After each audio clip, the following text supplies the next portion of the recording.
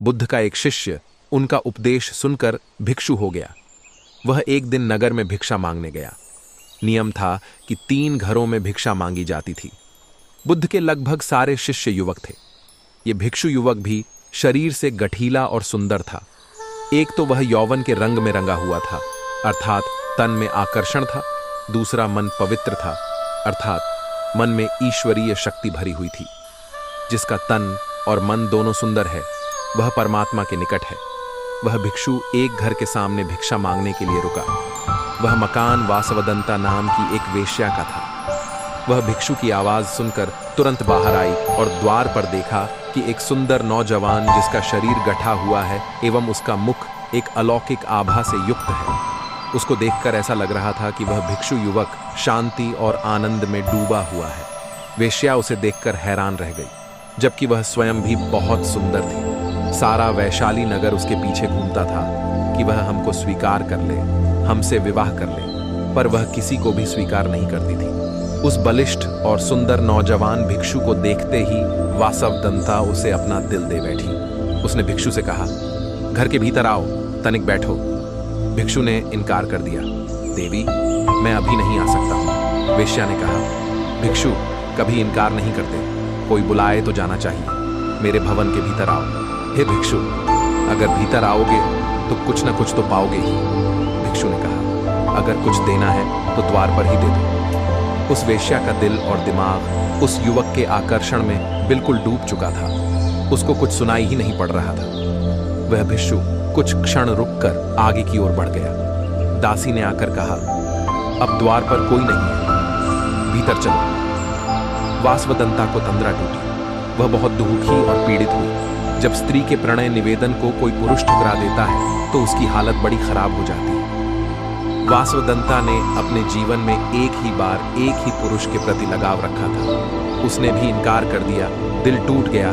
उसने नृत्य बंद कर दिया, गाना बंद कर दिया। जो दिन भर मुस्कुराती थी और लोगों का मनोरंजन करती थी, वह सुंदरी वासवदंता बिल्कुल मौन हो गई। भवन के द्वार सबके लिए बंद हो गए।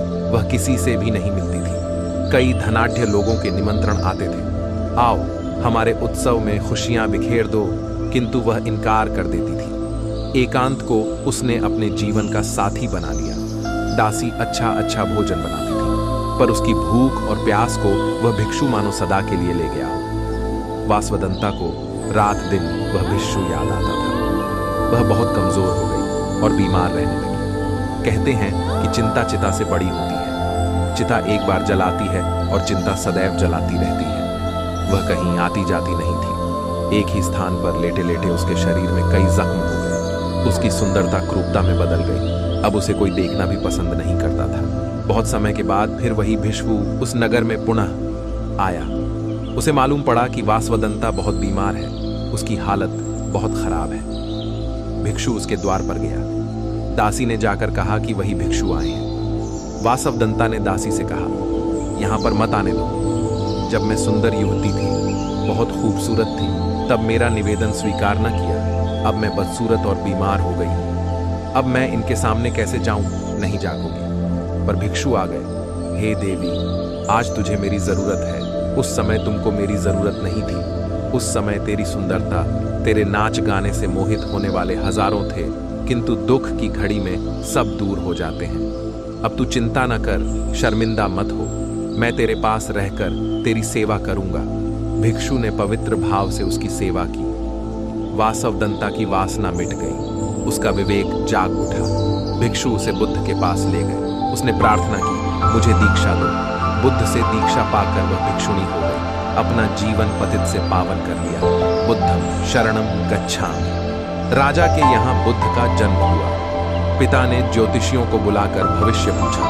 उन्होंने कहा, या तो यह सम्राट होगा और या तो यह साधु होगा।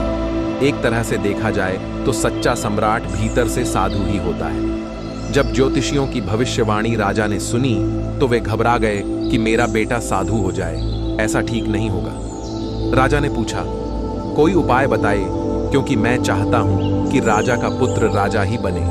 ज्योतिषियों ने कहा कि इसका लालन पालन व पूरा जीवन बड़ी सावधानी में बिताना होगा। अर्थात आपका पुत्र सिद्धार्थ कभी किसी बूढ़े व्यक्ति को न देखे, कभी किसी बीमार व्यक्ति को न देखे और कभी किसी मरे हुए व्यक्ति को न देखे।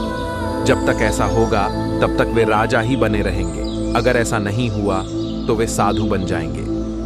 राजा शुद्धोधन ने अपने पुत्र सिद्धार्थ के लिए बढ़िया से बढ़िया, बड़े बड़े महल, अच्छे से अच्छा भोजन, दास दासियां और खाने पीने के सामान आदि वस्तुओं के ढेर लगा दिए। पिता ने पुत्र को सुख सुविधाओं में इतना उलझा दिया कि उसे बाहर का संसार याद ही नहीं आया। शुद्धोधन ने समझ लिया कि अब इतने सुखों के आगे साधु बनने का प्रश्न ही उपस्थित नहीं होगा। वे निश्चित हो गए। राजा शुद्धोधन ने बिल्कुल पक्की व्यवस्था कर रखी थी कि उनका पुत्र सिद्धार्थ जीवन में कभी भी वृद्ध, बीमार और मृतक व्यक्ति को देख न सके, क्योंकि वे अपने पुत्र को खोना नहीं चाहते थे। सिद्धार्थ का जीवन ऐश्वर्य और सुख सुविधाओं में बीत रहा था।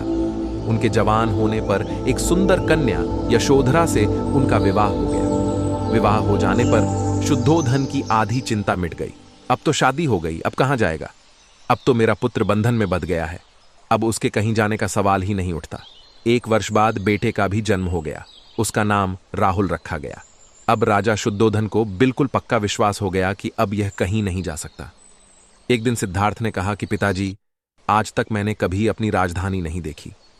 आपकी आज्ञा हो तो आज देखाऊं। राजा ने कहा, हाँ हाँ, अवश्य जाओ, अपना शहर देख कर आओ। एक सारथी को भी साथ में भेजा गया कि जाओ, राजकुमार को राजधानी घुमा फिरा कर लाओ।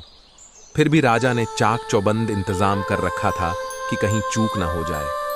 सिद्धार्थ के लिए राजधानी के प्रमुख मार्ग खूब सजाए गए थे, पर घूमते घूमते सिद्धार्थ ने थोड़ा उलटा मार्ग ले लिया।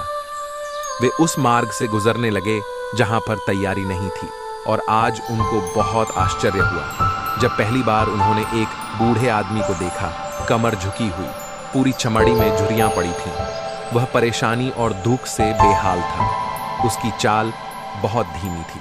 बूढ़े की झुकी हुई कमर को देखकर सिद्धार्थ को एक झटका लगा और सारथी से उन्होंने पूछा, क्या एक दिन मैं भी बूढ़ा हो जाऊंगा? सारथी ने कहा, हाँ राजकुमार, हर व्यक्ति के जीवन में 3 अवस्थाएं